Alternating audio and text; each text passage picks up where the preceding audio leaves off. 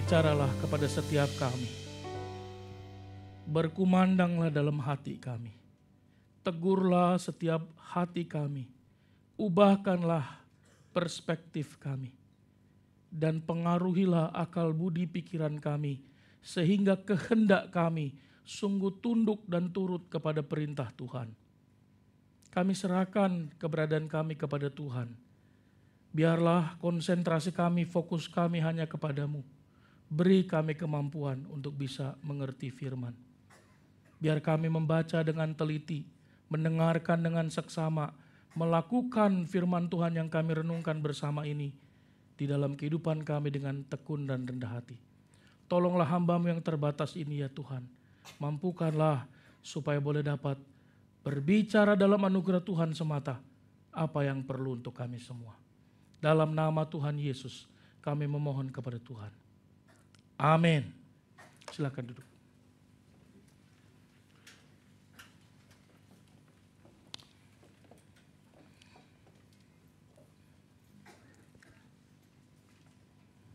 Shalom. Selamat hari Minggu untuk kita semua. Selamat datang bagi Bapak Ibu Saudara yang baru pertama kali beribadah di Gereja Interdenominasi Injili wilayah Tokyo hari ini. Selamat datang di gereja yang adalah tempat pelatihan bagi murid-murid Kristus. Tempat kita bertemu dengan teman-teman seperjalanan mengikut Tuhan. Amin. Hari ini kita akan belajar tentang prajurit Kristus yang baik. Ini suara saya enggak apa-apa ya? Bergema ini. Cek. Bergema. Tolong diperbaiki. Saudara, hidup kita tidak akan selamanya seperti ini, betul ya? Yang muda akan menjadi tua, yang tua akan segera tiada, dan yang tiada akan digantikan dengan yang baru, betul?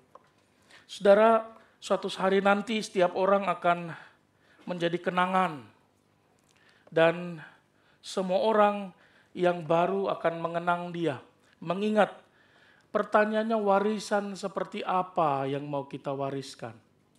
Kita mau dikenal seperti apa? Orang-orang akan mengingat Anda dan saya seperti apa dan apa yang mau diingat dari kita.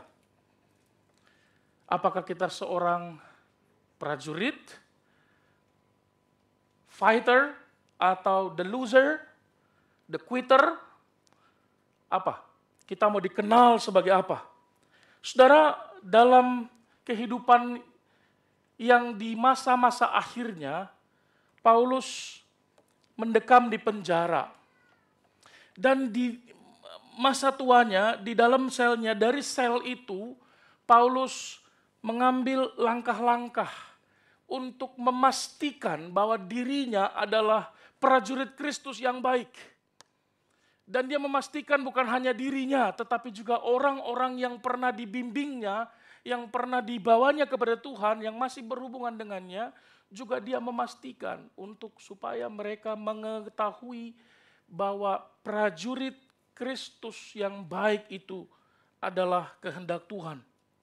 Saudara, Paulus ingin supaya bukan hanya dia dikenang, tapi dia ingin kita juga mengikuti jejaknya.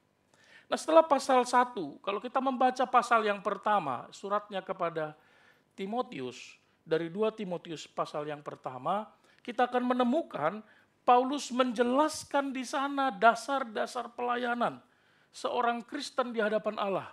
Paulus menggambarkan dengan lengkap apa saja tantangannya, apa kesulitannya, apa pergumulannya, apa ancamannya.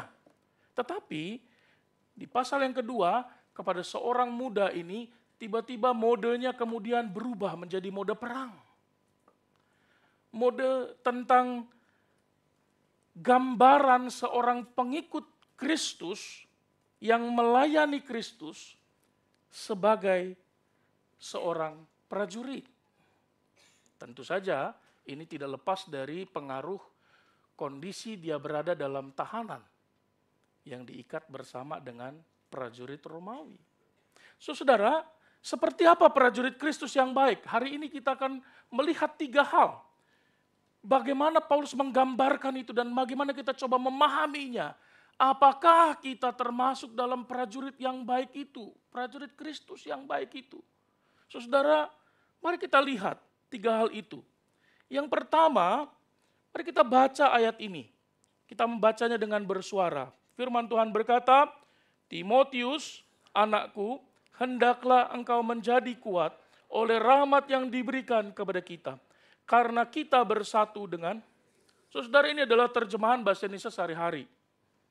Paulus memulai dengan kalimat perintah di pasal yang kedua ayat yang pertama ini. Saudara, hendaklah engkau kuat oleh rahmat yang diberikan kepada kita. Saudara bisa memperhatikan Paulus menggunakan istilah kita. Paulus dan Timotius yang menerima suratnya.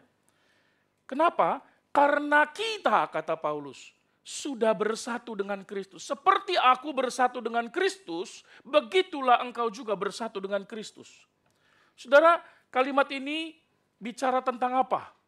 Prajurit Kristus yang baik adalah prajurit Kristus yang kuat. Kuat yang saya maksud adalah bukan hanya sekedar kuat. Karena kalau mau kuat, bisa minum obat kuat. Ada juga yang namanya kuat. Ada pelawak namanya Jarwo kuat. Tapi ternyata tidak sekuat nama Jarwonya. So, saudara, Paulus menghubungkan dirinya dengan Timotius dengan karunia yang sama. Dia mengatakan bahwa karunia itu, rahmat itu diberikan kepadaku dan itulah yang menjadi kekuatanku. Nah, saudara, kuat oleh rahmat yang dimaksud di sini apa ya? Kata kuat di sana dan seluruh bagian ini adalah kalimat perintah. Ditulis dalam bentuk mode perintah. Tetapi juga ditulis di dalam bentuk kata kerja. Dan menariknya saudara, ditulis juga dalam voice-nya bentuknya pasif. Jadi kata kuat di sana, hendaklah engkau menjadi kuat. Paulus memerintahkan kepada Timotius, kuatlah engkau. Dalam bentuk imperatif kan. Tapi ditulisnya dalam bentuk kata kerja. Anehnya kenapa disandingkan dengan kata pasif ya? Kata kuat yang dimaksud di sana dalam bahasa aslinya menggunakan istilah endunamo. Apa? Endunamo. Endunamo artinya kuat atau seterong. Kalau orang kampung bilang seterong. Strong. Ya. Saudara,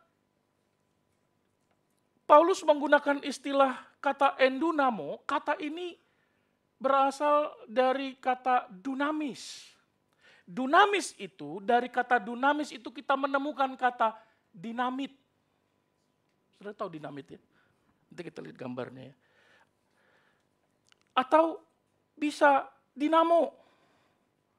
Saudara, kalimat pasif ini kalau dia bentuk mode perintah, maka itu berarti dia sedang memerintahkan seseorang untuk melakukan sesuatu, betul?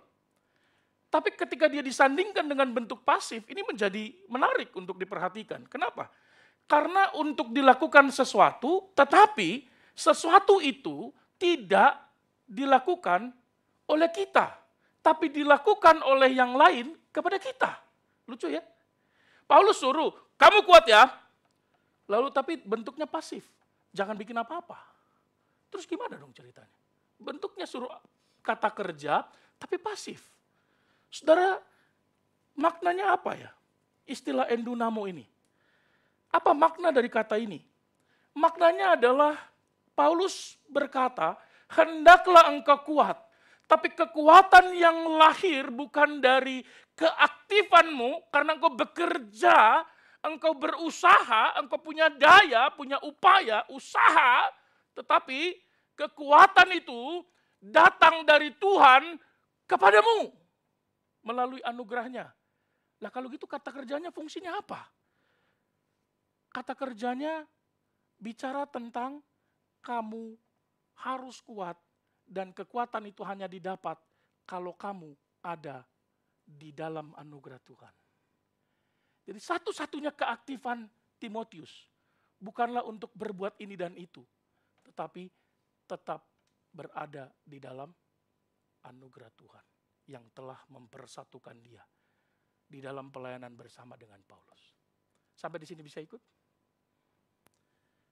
Saudara, Paulus mengatakan bahwa yang diberikan kepada kita, dia menggunakan istilah itu kan, hendaklah kamu kuat di dalam rahmat yang telah diberikan kepada kita. Paulus mengasosiasikan dirinya dengan Timotius. Seperti dia menguatkan aku, bukan karena aku kuat. Karena aku punya banyak penyakit yang gak bisa sembuh. Aku udah bersuruh berkali-kali kepada Tuhan. Tapi Tuhan katakan, cukuplah kasih karunia aku bagimu. Karena dalam kelemahanku lah, kuasaku menjadi sempurna. Kekuatan itu bukan karena aku kuat. Dan kekuatan itu bukan karena aku dapat, karena aku minta kepada Tuhan, untuk supaya aku bisa melayani dia lebih lagi. Tapi justru Tuhan mengaruniakannya ketika aku tidak mampu berbuat apapun. Saudara, menarik sekali bukan? Paulus sebenarnya sudah mengatakan kalimat ini di dalam 2 Timotius pasal 1 ayat yang ke-7 sebelumnya. Paulus mengatakan, sebab Allah memberikan kepada kita bukan roh ketakutan, melainkan roh yang membangkitkan apa? Kekuatan. Endunamo, dunamis itu. Saudara, Allah sudah kasih engkau kekuatan yang bukan engkau usahakan, tapi dikaruniakan. Saudara, karena Tuhan sudah kasih engkau kekuatan, tanpa engkau harus berusaha, maka seharusnya jangan taken for granted. Harusnya kata Paulus apa? Jadi, janganlah malu bersaksi. Melainkan ikutlah menderita bagi Injilnya oleh endunamo Allah, kekuatan dari Allah, dinamisnya Allah. Saudara, sehingga sekalipun banyak kelemahan, apalagi fisik kita penuh kelemahan kan, tidak ada fisik kita yang sehat sekalipun. Ya, kemarin saya baru baca berita Kompas, ada seorang seorang yang bekerja di sekitar gimnastik, yang kerjanya jadi sensei untuk orang yang ngangkat barbel, mati di usia 32 tahun. Wah, padahal saya hampir mau masuk ke gym. Kalau cepat matinya untuk apa itu? Saudara, tentu saja bukan karena gymnya kan. Tetapi yang saya maksud adalah apa? Dari berita itu saya menyadari bahwa kekuatanmu dan kekuatanku bukan ada pada diri kita. Karena orang usia 32 yang sehat walafiat, tiap hari mengangkat beban, minum protein, makan sehat, almarhum juga. Betul? Saudara, sehingga sekalipun banyak kelemahan, tapi kekuatan yang dari Allah itu yang memampukan Timotius menjadi prajurit Kristus yang baik. Saudara-saudara, ilustrasinya itu seperti dinamit. Oh, hilang gambarnya. Betul-betul meledak, mungkin jadi tidak ada lagi. Maafkan. Ya, gambarnya hilang. Ya.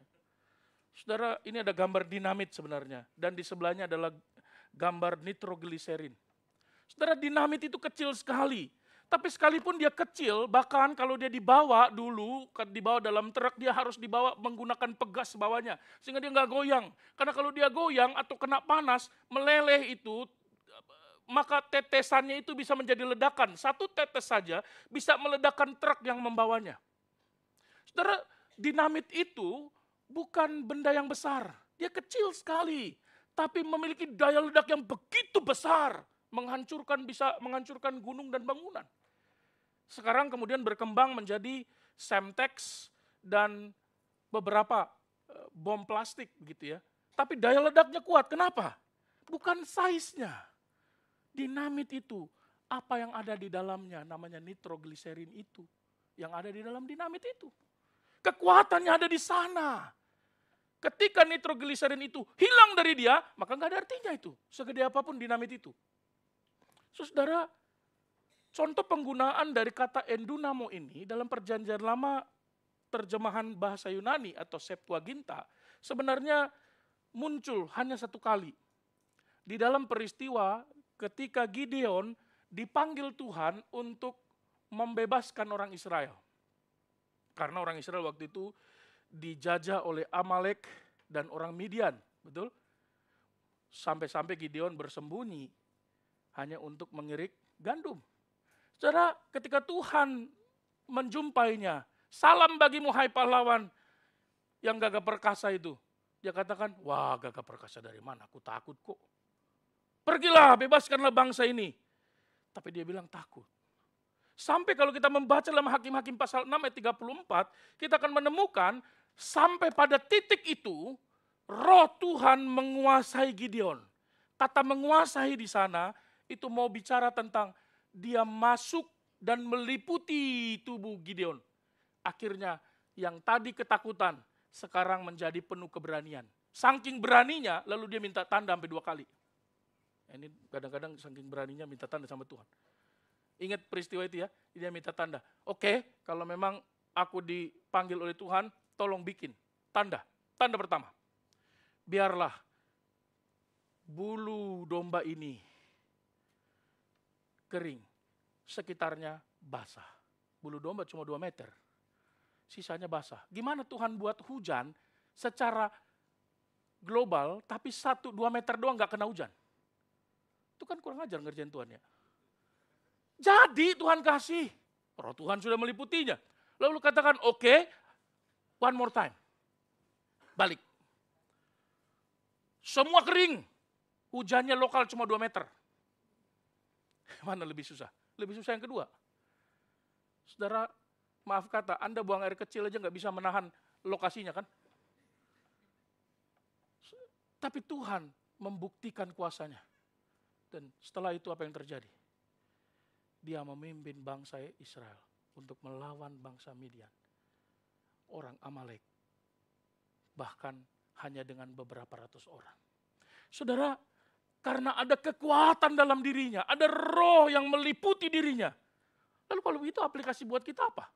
Bagi semua kita hari ini, bagi dunia, yang kuat itu adalah orang yang terlatih, orang yang tegar, orang yang mampu melewati banyak tantangan, orang yang tangguh, terlatih, fisiknya kuat, itulah kuat menurut dunia.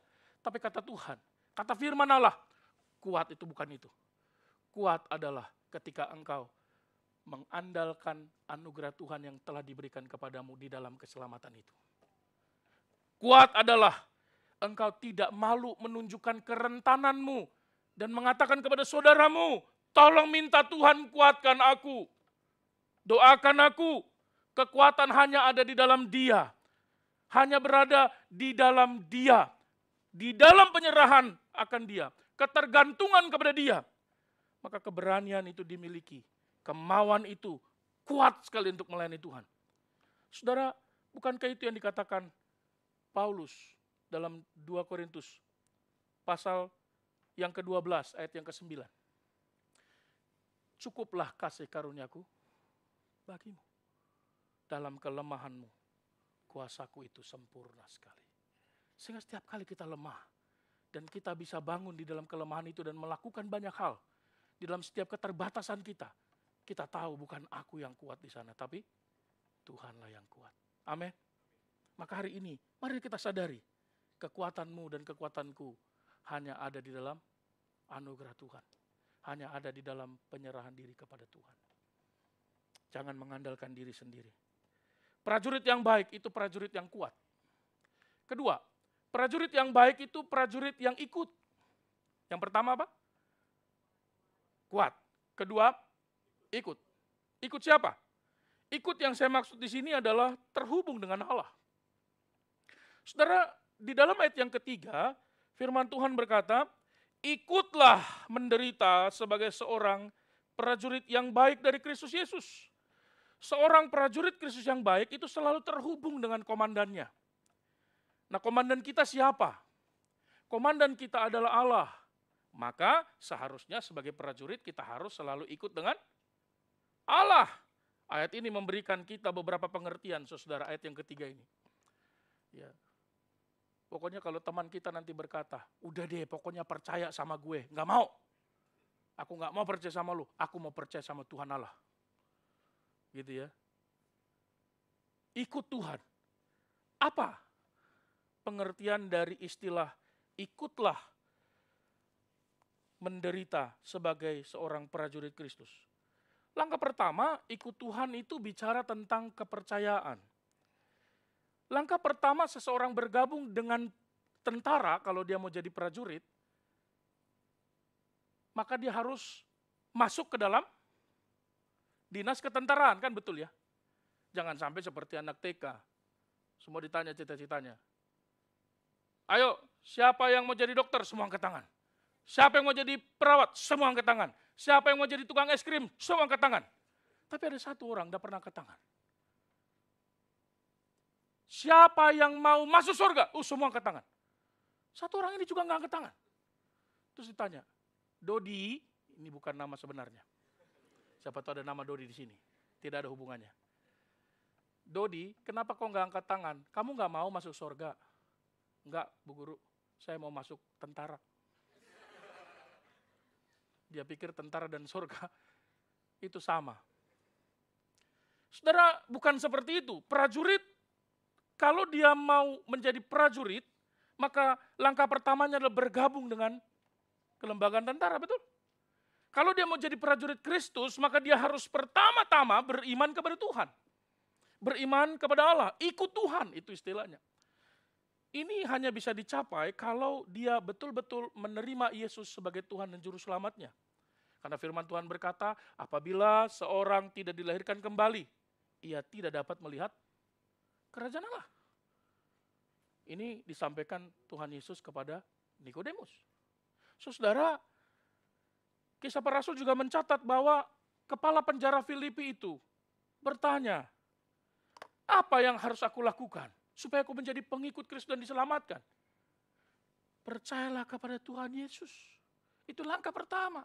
Percayalah kepada Tuhan Yesus, engkau akan selamat. Engkau dan seisi rumahmu. Prajurit yang baik itu ikut. Dimulai dengan langkah believe, percaya, mempercayakan diri kepada Tuhan. Istilah ikut juga bicara tentang pengertian otoritatif. Ada otoritas di atas kita, harus kita sadar. Maka bicara tentang ketundukan. Saudara, terhubung dengan Kristus, maka terhubung dengan komandan kita. Di dalam dunia militer, di dalam dunia keprajuritan, ada namanya pangkat, betul? Ya, kalau pangkatnya garis merah, tentara, ya udahlah ya paling bawah lah itu ya. Ya, umpan peluru lah paling depan tuh. Gitu ya. Itu ceritanya om saya dulu waktu di tentara. Om, pangkatnya apa? Nggak usah kau tanya pangkatku. Pokoknya aku paling depan kalau perang, katanya. Berani banget, saya pikir dulu begitu kan. Ternyata karena paling rendah pangkatnya. Gitu, itu paman saya dulu. Saudara, tetapi di atasnya selalu ada otoritas tertinggi. Di atas otoritas dunia militer itu selalu ada orang yang ada di atasnya, lebih tinggi dari dia. Nah, hal itu juga berlaku sama seperti kita. Prajurit Kristus atau setiap anak Tuhan itu memiliki pangkat di bawah Kristus. Dan kita bertanggung jawab langsung kepada Kristus. Kita bertanggung jawab untuk mengikuti dia, melakukan kehendaknya. Saudara, prajurit kalau mau ngomong aja minta izin. Kamu dari mana? Siap, izin. Dari luar, lihat kalimatnya. Siap, izin. Saya mau pergi. Kenapa? Karena ada otoritas di atasnya. Saudara, prajurit itu kalau mau ngomong aja izin. Hati-hati ngomong kepada atasannya, dia nggak berani dong. Ngomong sama perwira kan, hati-hati bisa disuruh push up kan. Orang Kristen masa kini justru beda konsepnya. Orang Kristen masa kini apa yang terjadi? Coba lihat bagaimana cara dia ngomong sama Tuhannya melalui doanya. Pernah dengar doa orang Kristen? Atau pernah berdoa seperti orang Kristen masa kini? Tuhan, berkatilah makanan kami, supaya aku sehat dan kuat. Dan sesudah makan ini, kami akan pergi melakukan perjalanan. Sertai perjalanan kami ke Gunung Fuji. Jauhkan dari mara bahaya. Jaga semua sistem mobilnya.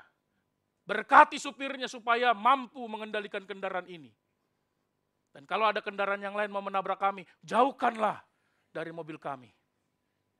Dan selama kami dalam perjalanan, rumah yang kami tinggalkan tolong jagalah, lindungilah dan berkatilah. Dan ketika kami sudah tiba nanti di Gunung Fuji, berkatilah supaya kami bisa menikmati pemandangan yang indah. Kalau Gunung Fujinya tertutup awan, usirlah. Sampai kami pulang, sertailah. Saudara bisa mengerti doa itu. Itu doa masa kini. Isi doanya kalimat perintah semua. Betul nggak? Imperatif semua itu. Berkatilah, jagalah. Jadi pada saat yang bersamaan, Tuhan dipandang oleh orang yang berdoa itu apa?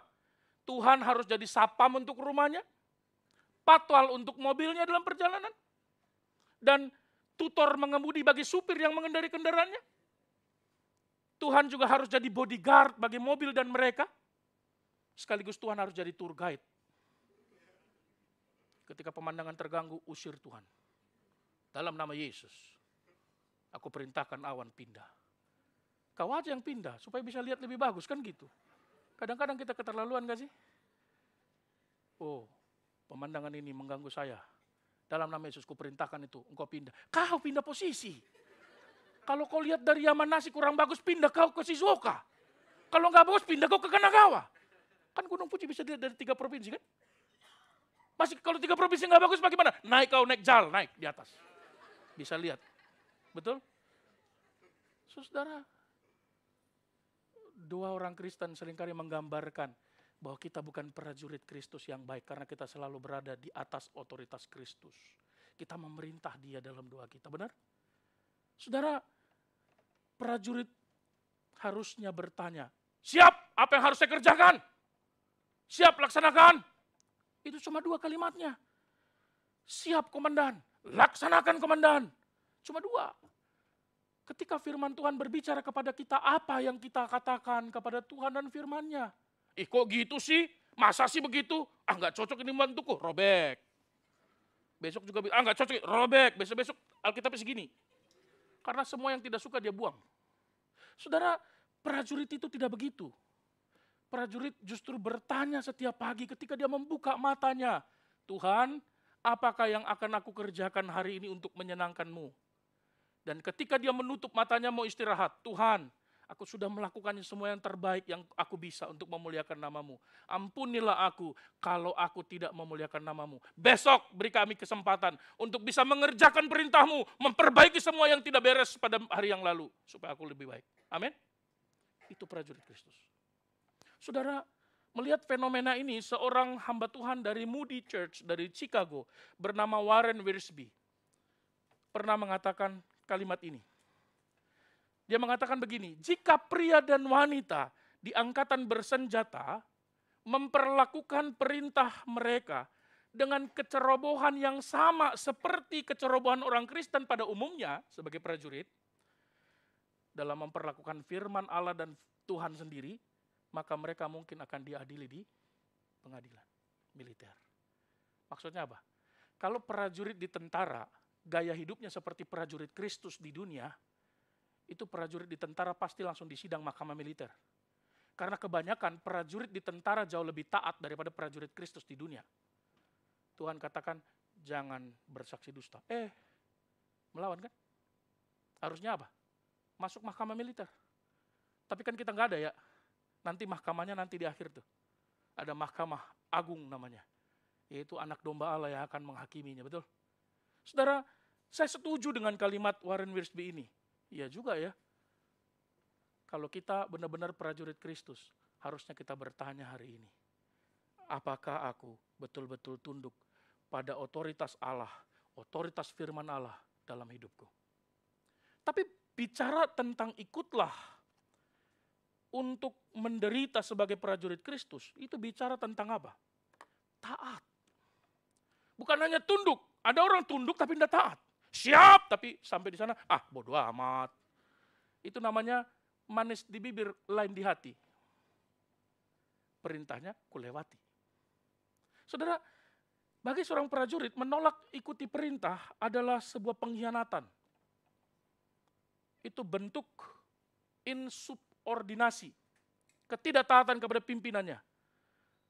Bahkan kemarin saya melihat sebuah postingan dari seorang kolonel yang istrinya penyanyi, namanya Joy Tobing. Itu inisialnya Joy Tobing ya. Suaminya itu kolonel, jadi dia posting dia baru saja ikut pelatihan. Saya lupa, dia katakan, apa tadi arahan pimpinan kita? Ada 3, ini bahasa Sansekerta, tentara. 1, pimpinan itu adalah komandan kita. 2, kalau pimpinan buruk, anak buah harus bekerja keras supaya pimpinannya kelihatan baik. 3, kalau pimpinan sudah baik, anak buah harus bekerja supaya pimpinan kelihatan lebih baik. Wow, keren kan? Tapi kita begitu nggak? Kalau pimpinan kita buruk, memang gitu dia tuh. Nggak suka aku dari awal. Begitu dia datang ke sini udah nggak suka aku lihatnya. Lihat wajahnya aja udah muak aku. Ya, tapi begitu dia, iya Pak. Oke Pak, siap. Siap. Siap Bapak, menyala Bapak. Tapi begitu lewat, malas.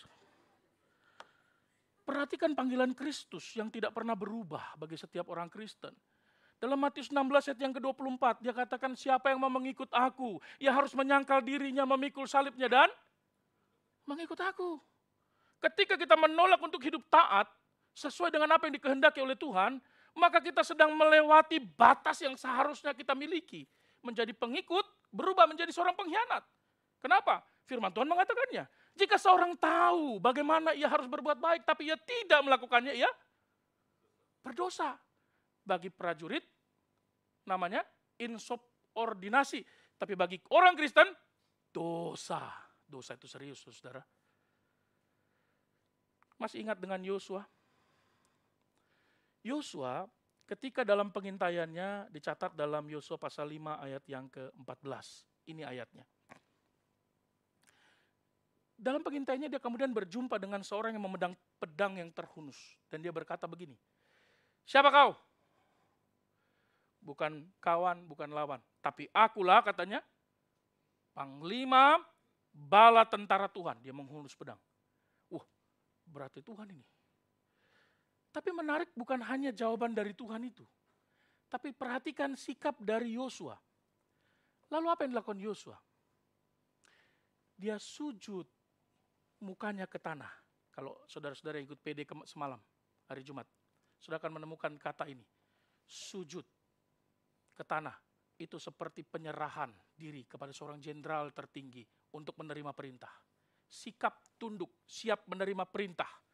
Dia menyembah dan kalimatnya berkata apa? Apakah yang akan dikatakan panglimamu terbesar ini kepada prajurit ini? Sampaikanlah, aku siap untuk melakukannya. Lihat ini sikap siapa? Sikap prajurit. Sikap seorang yang percaya kepada Tuhan. Saudara, Kristus adalah pemimpin kita. Dia adalah gembala kita yang agung. Gembala kita yang supreme. Dia adalah Allah kita. Seharusnya kita taat sepenuhnya kepada Allah. Ketika John MacArthur ditanya, pendeta, apakah engkau punya otoritas atas jemaat yang dipercayakan kepadamu sebagai seorang gembala?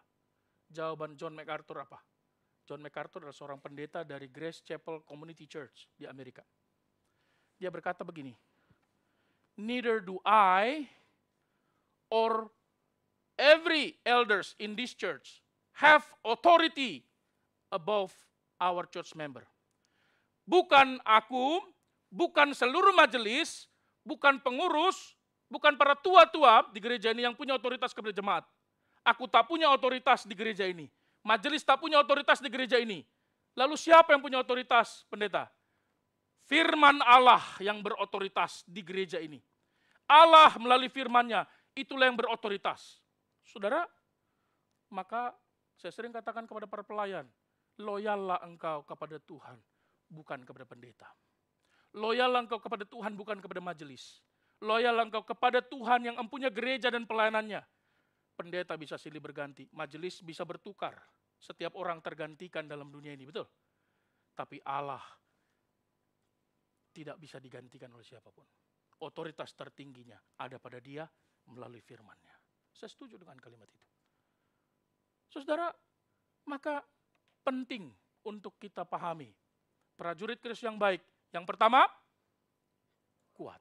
Dua, ikut. Ketiga, yang terakhir, fokus. Fokusnya apa? Menyenangkan Tuhan. Saudara, prajurit yang baik selalu fokus untuk menyelesaikan tugas yang diberikannya. Dengan cara bertahan dalam kesukaran. Dia prajurit yang baik bukan prajurit yang quitter. Orang yang suka berhenti. Prajurit yang baik menyadari bahwa akan ada masalah di sepanjang dia melaksanakan perintah dan tugasnya. Dan dia tidak pernah lari. Saudara boleh cari di semua pasukan elit di tentara manapun di seluruh dunia. Semua semboyannya itu tidak ada. Ketika masalah datang, mari kita pulang. Tidak ada. Kopassus kita, Indonesia, apa semboyannya? Lebih baik pulang tanpa nyawa daripada gagal di medan tugas. Komando! Gitu. Betul enggak? Coba kalau ada pasukan khusus bilang ini. Ketika musuh datang, mari kita kabur. Komando. Nggak ada itu begitu. Prajurit yang baik selalu tidak pernah lari, tidak pernah berhenti dari tugasnya, lalu desersi. Tapi orang Kristen banyak saudara yang desersi. Desersi dari pelayanan, meninggalkan tugasnya hanya karena masalah tertentu. Desersi dari gereja karena masalah dengan sesamanya. Desersi dari imannya karena kecewa dengan pasangannya. Desersi dari lingkungannya karena kecewa dari dirinya sendiri. Kenapa kau kecewa, Pak? Kenapa? Naik Shinkansen tadi. Kenapa naik Shinkansen kau kecewa? Gak dapat kursi aku. Emangnya kursimu berbayar? Reserve? Enggak juga sih, Pak. Terus kenapa kau kecewa? Ya kecewa aja, Pak. Kenapa kau kecewa? Shinkansen cepat banget, Pak. Gak sempat aku menikmati. Emangnya kau naik dari mana? Yokohama ke Tokyo. Ya iyalah. Ngapain kau kecewa sama Shinkansen? Kau yang bodoh, kan begitu. Saudara, ada seorang hamba Tuhan didatangi oleh jemaatnya. Jemaatnya mau menuju ke Tanah Suci dan akan mengunjungi Gunung Sinai. Lalu katakan, Pak Pendeta, doakanlah aku. Aku akan pergi ke sana. Ketika aku tiba di tempat di mana Musa mendapat 10 hukum perintah itu, aku akan berteriak dari gunung itu, membacakan 10 perintah itu. Wah. Pendetanya bilang ini, good, tapi lebih baik kamu melakukan 10 perintah itu di rumah ini daripada kamu berteriak di Gunung Sinai. Langsung pulang dia tertunduk malu. Lalu besoknya ditanya, bagaimana perjalanan Gunung Sinai? Jadi sih Pak, tapi sampai sana aku cuma SMS 10 hukum kepada temanku. Saudara, kadang kita ingin sesuatu yang spektakuler kan? Tapi kita lupa untuk melakukan dan tunduk kepadanya. Kita lupa, kita senang menyenangkan orang lain. Tapi kita lupa menyenangkan Tuhan yang seharusnya menjadi prioritas utama kita. Kita senang menyenangkan pasangan kita. Kalau happy anniversary, HWA, ya, hanya WhatsApp. Happy wedding anniversary. Kirimkan bunga besar. Kirimkan rekening dengan jumlah dolar yang banyak. Thank you, my love. Everything about you is beautiful. I love you in every moment and every second. I love you till the end. From this planet unto the Pluto. Turn back again. Wow, istrinya begitu membaca, bahasa apa nih bang? Kirain seneng. Gak paham, padahal itu romantis banget, udah capek banget dia. Pakai Google Translate itu bikinnya. Dia senang menyenangkan orang, tapi ternyata gak berhasil juga. Tapi untuk melakukan itu sampai dia skip baca Alkitab 3 bulan. Karena dia mencari kamus untuk kalimat itu. Kita senang menyenangkan manusia. Kita senangkan anak-anak kita. Kita buat anak-anak kita begitu bahagia. Tapi kita lupa membahagiakan Tuhan di dalam diri anak itu. Kita senang menyenangkan teman kita. Kita tahu dia punya banyak kelemahan dan harus ditegur. Tapi kita tidak ingin menyakiti hatinya dan kita tidak ingin dibenci olehnya. Padahal ketika kita membuat diri tidak mau dibenci oleh orang lain, kita sedang memposisikan diri sebagai musuh Allah. Karena kita tidak mau menyatakan kebenaran. Walaupun kita melihat teman kita menuju kepada kebinasaan. Betul? Mari saudara, prajurit Kristus yang baik adalah seorang yang memahami bahwa penderitaan itu, konsekuensi tantangan itu adalah bagian dari pengalaman hidup Kristen. Karena Kristus juga mengatakan dalam dunia ini kamu akan menderita penganiayaan. Kenapa? Ya memang begitulah. Karena dunia nggak menyukai saya. Begitu juga dia tidak akan menyukaimu. Karena kamu bukan dari dunia. Tapi kuatkanlah hatimu. Endunamo. Dirimu. Di dalam kekuatan yang datang dari Tuhan. Dan saudara, ingatlah bahwa orang Kristen dipanggil untuk menghadapi kehidupan dengan penuh kesabaran. Dalam perjanjian baru, karakteristik seorang yang tidak tergoyahkan dari tujuan, dari fokusnya, kesetiaannya kepada Tuhan, dalam iman dan kesalehannya oleh pencobaan dan penderitaan berat sekalipun. Itu gambaran perjanjian baru, saudara. Dan saudara lihat di perjanjian baru para rasul, dia punya banyak kegagalan.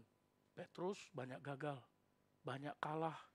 Tetapi sesudah dia bertemu dengan Tuhan Yesus di pinggir danau itu, di Yohanes pasal 21, dia tidak pernah lagi menyangkal Tuhan sekalipun, bahkan dalam hatinya. Dia bahkan rela mati di kayu salib seperti Kristus disalib. Terbalik pula. Saudara, tidak heran Paulus mengatakan bahwa prajurit itu kelihatan dari prioritasnya. Selalu berusaha menyenangkan hati komandannya. Ini beda dengan ABS. Asal bos senang. Beda. Ya, apa-apa bos di servis. Bukan begitu. Entertain bos, bukan. Dia mengatakan ya kalau ya, tidak kalau tidak. Ya. Teman-teman kalau yang takut bilang kepada bos, hari ini saya mau ibadah, mau ambil kibo, jangan takut. Jangan takut. Ya, kalau sudah izin kibo lalu ditawarin, gajinya gede loh, mau nggak? No! Seberapapun gaji yang kau tawarkan, aku tidak akan mengkhianati Tuhanku. 2 kali gaji, bilang dong dari tadi. Baru digoda begitu sudah jatuh pula dalam dosa. Maka prajurit yang baik itu adalah prajurit yang seperti apa? Prajurit yang sedang berjuang, kata Paulus, tidak memusingkan dirinya soal-soal penghidupannya. Saudara kalau lagi perang, kalau pernah saudara menonton film Saving Private Ryan, itu sangat fenomenal kan? Dari awal dibuka film itu udah tembak-tembakan. Itu capek nonton film itu. 2 jam, hampir 3 jam film itu isinya dari awal sampai akhir tembak-tembakan. Begitu film itu dibuka, wah, sampai akhir mata melotot. Tapi semua dalam film itu hampir 3 jam. Tidak ada satupun dalam peperangan itu bilang, aduh gimana ya lagi tembak-tembakan. Gimana nanti deposito saya? Gimana coba investasi udah naik belum? Gimana? Nggak ada kan? Penghidupannya dia nggak pikir.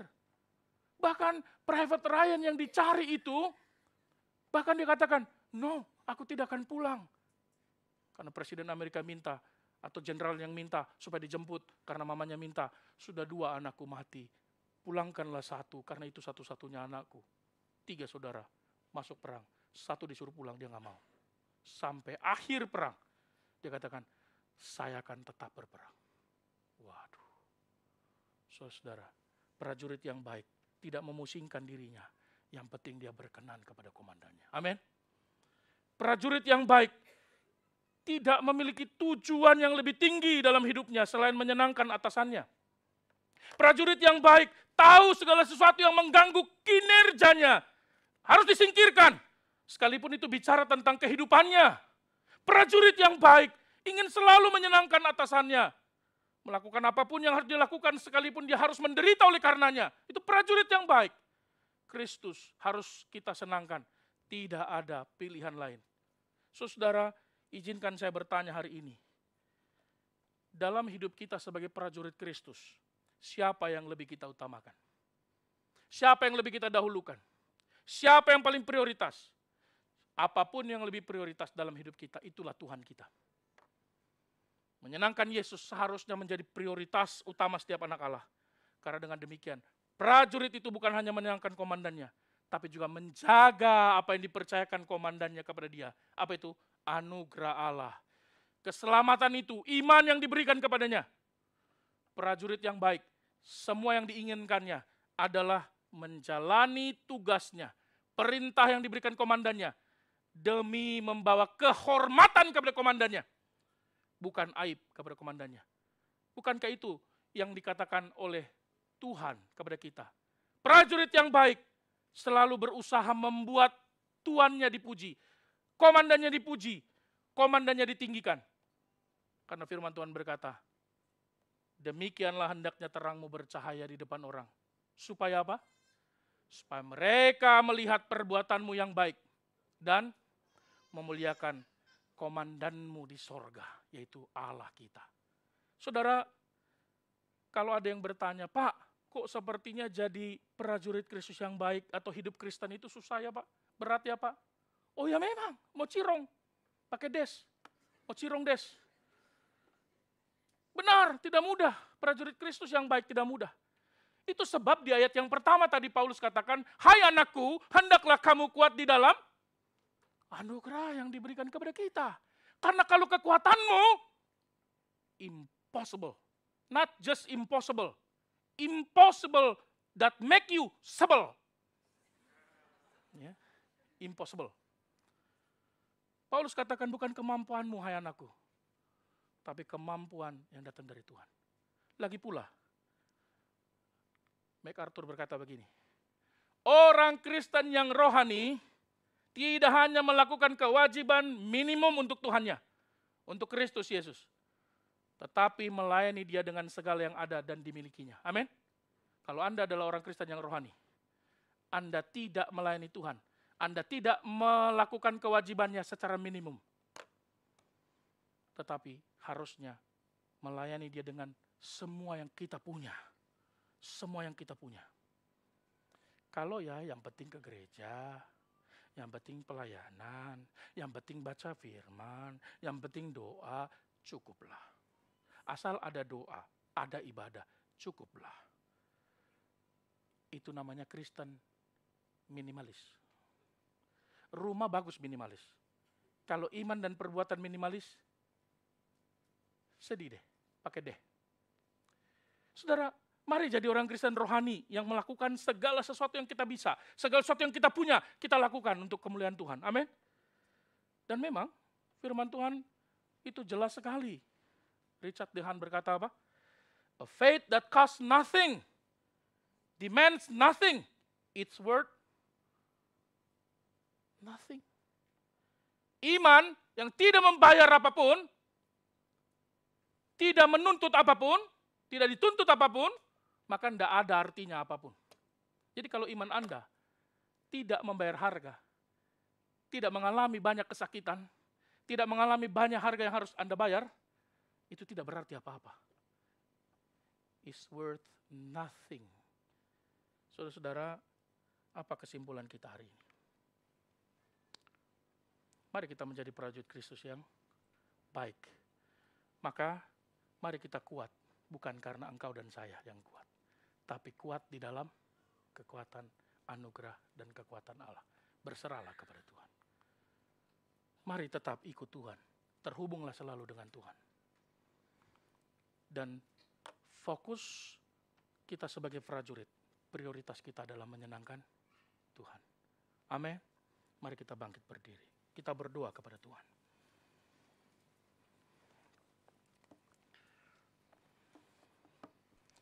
Mari kita minta Tuhan menolong kita untuk bisa melakukan firman.